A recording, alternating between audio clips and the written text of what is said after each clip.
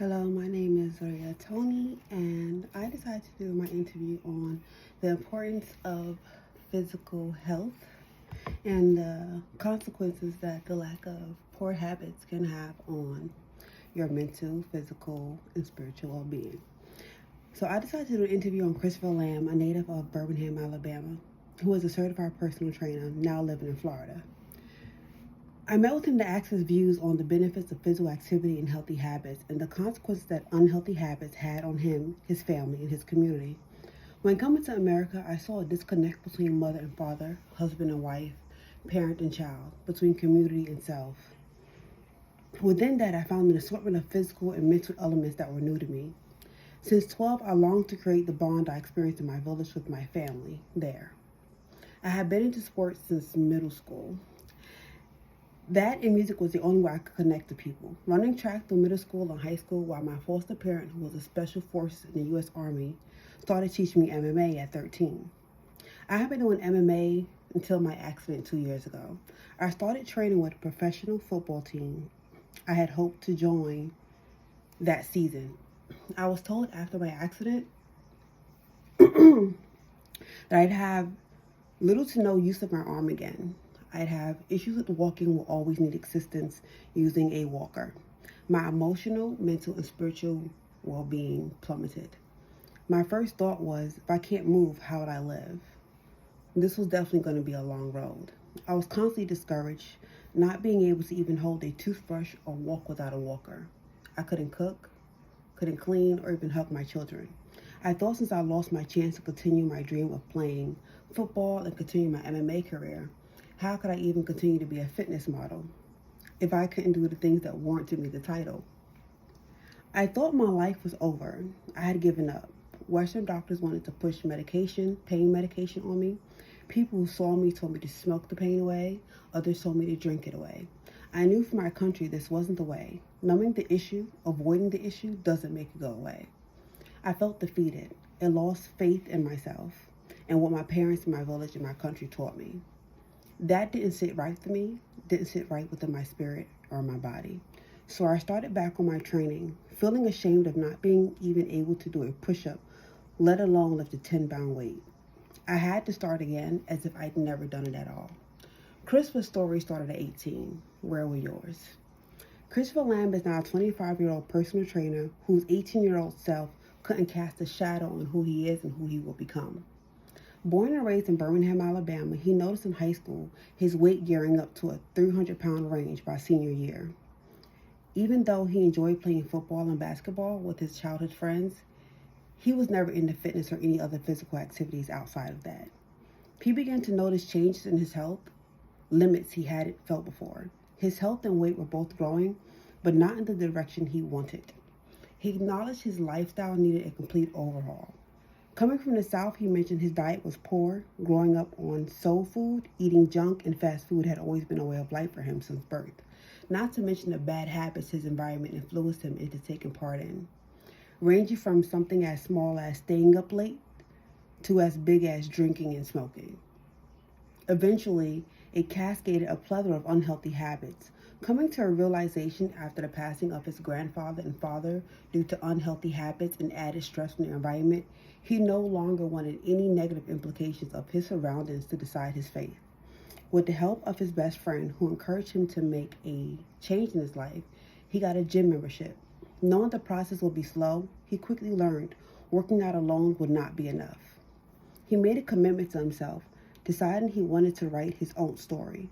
He had not only changed his eating habits and his relationship with food, but his perspective on the habits of others from his community and how he perceived himself. He was about to be transformed. And I'll tell you, after speaking with Christopher's childhood friends, his healthy physical habits and his other healthy habits hadn't just impacted him, but them as well.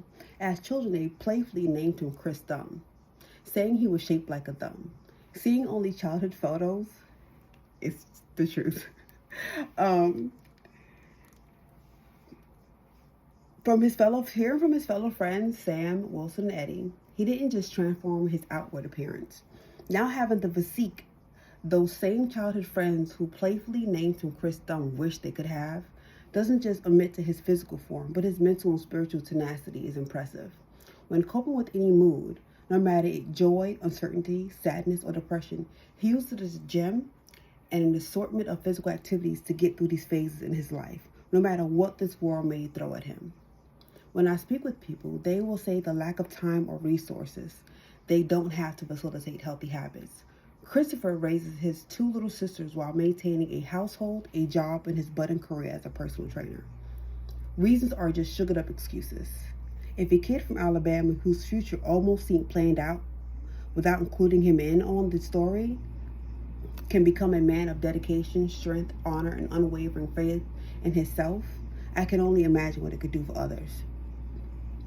In America, 41.9% of adults are obese.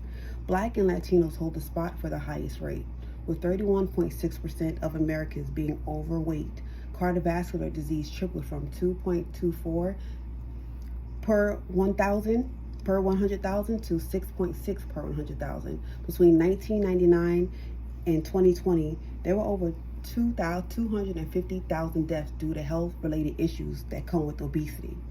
In the United States, U.S. annually, 18.9% of children are experiencing obesity. That's 1 in 5 kids. Age range from 2 to 19 years of age, leading them into the illnesses such as but not limited to diabetes, high blood pressure, high cholesterol, joint and bone disease such as arthritis, gout, inflammation, rheumatoid arthritis, inflammation of the joint and surrounding the tissue, asthma, reduced immunity, and pneumonia.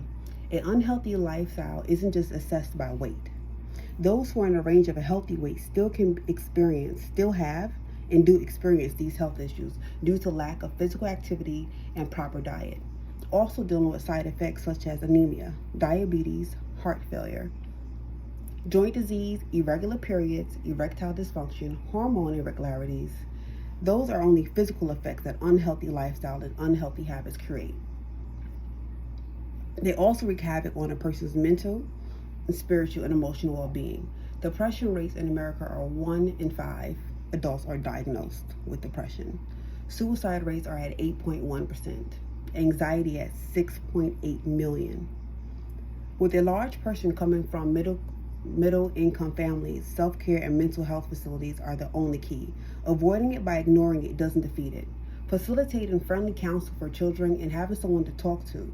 Spending time outdoors at a rec center. Speaking with your family and friends as you make healthy food, sharing your day over a meal. Going outside for a walk. Bringing community back into community. I feel will relinquish the health issues in America. Your physical health affects your mental health, and your mental health affects your spiritual health. Americans spend over $70,000 a year on liquor and $8.44 billion on entertainment alone, while the YMCA and recreational facilities are closing due to low funding or no funding, and they're mainly littered with people trying to reclaim their youth when they should be enjoying their youth, not hunting for a magical elixir, promising a pill, or now on the tables of surgeons. No one should be pondering over where they went wrong and what they should have eaten in their elder years, just enjoying life, your family, memories of playtimes you had down the street with your friends. Not pondering death at the age of 60, or their horrific strict diet of bran and wheat. While with their limited mobility that they'll eventually end up having, and some already experience, they often come to a life of restriction, a life based on survival, more than living and enjoying it. Health begins in your mind, your spirit, and your body. If one is off, all will be off, leading to a limited life of playful reruns in your head. I hope in this you will find that it doesn't matter where you start or when you start. Just start before the chance gets taken away from you and your body decides what you can do.